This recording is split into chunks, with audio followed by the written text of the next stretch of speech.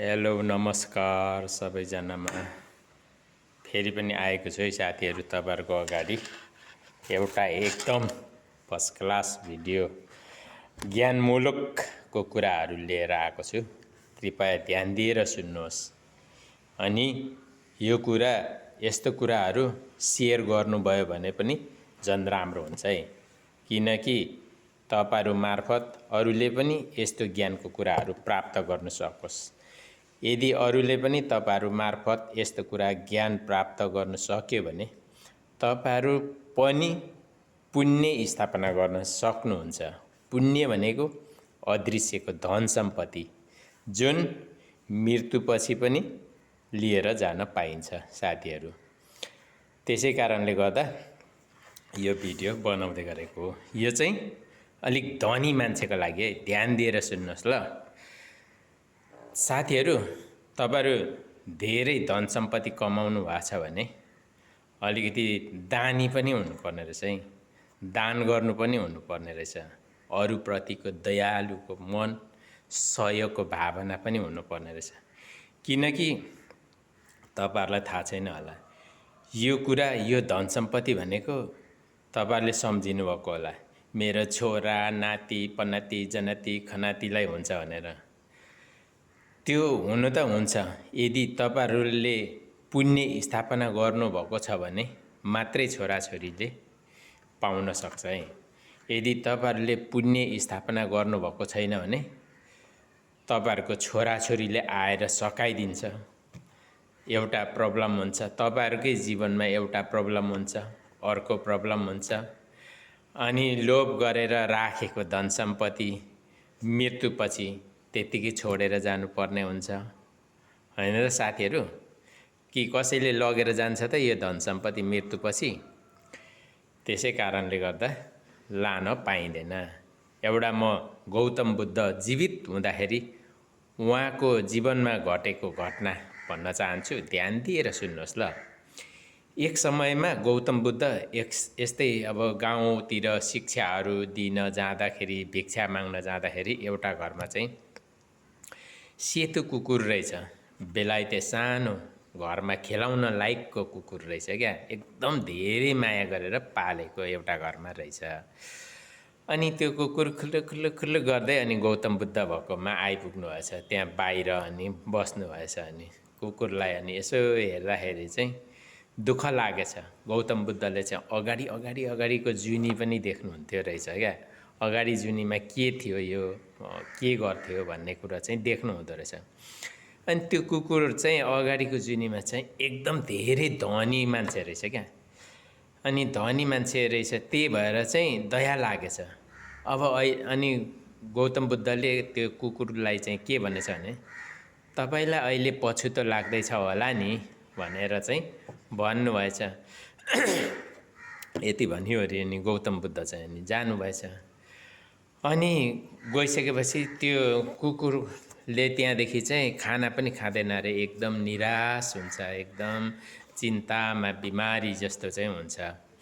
अनि त्यो घरको धनी चाहिँ के भएछ यो कुकुरलाई, किन यसरी भयो, यसरी निराशमा के बिमारी भयो भनेर चाहिँ भन्दाखेरि चाहिँ त्यो घरको साउजीले चाहिँ यसरी सोद्धाखेरि चाहिँ श्रीमतीले भनेछ, खोइ गौतम बुद्ध अघि आउनुभएको थियो, उहाँले खोइ के भन्नुभयो, त्यतिकै त्यो कुकुर यतिकै एकदम बिमारी जस्तो, एकदम दुःखको जस्तो चाहिँ भएर बसेछ। के रमाइलो खुसी पनि छैन, उफ्रेको पनि छैन, यस्तै एकदम दुःख लाग्दो जस्तै भयो भनेर चाहिँ उसको श्रीमतीले चाहिँ त्यो श्रीमानलाई चाहिँ सुनाएछ।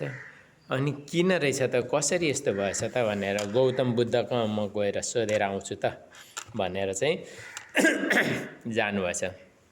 त्यो कुकुरको धनी, एकदम धेरै माया गर्ने धनी चाहिँ गौतम बुद्धकोमा गएर चाहिँ अनि सोध्नु हुँदाखेरि चाहिँ तपाईले मेरो कुकुरलाई के पार्नुभयो, किन यसरी एकदम न्यास्रो नौलो बिमारी जस्तो भएछ, बोल्दैन पनि चल्दैन पनि खेल्दैन पनि भनेर भन्दाखेरि चाहिँ तपाईको कुकुर वास्तवमा पूर्वजुनीको एकदम धेरै धनी मान्छे नै हो।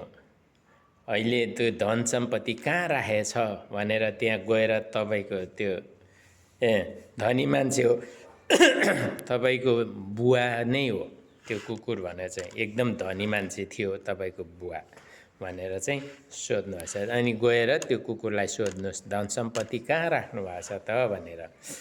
अनि त्यसरी सोधे भनिदियो गौतम बुद्धले भनेपछि अनि त्यो कुकुरको धनी चाहिँ गएछ। अनि गएर तपाईँ त साँच्चैको मेरो बुवा हुनुहुँदो रहेछ, धनी मान्छे हुनुहुँदो रहेछ, तपाईँले धन सम्पत्ति कहाँ राख्नु भएको छ त भनेर चाहिँ सोध्नु भएछ।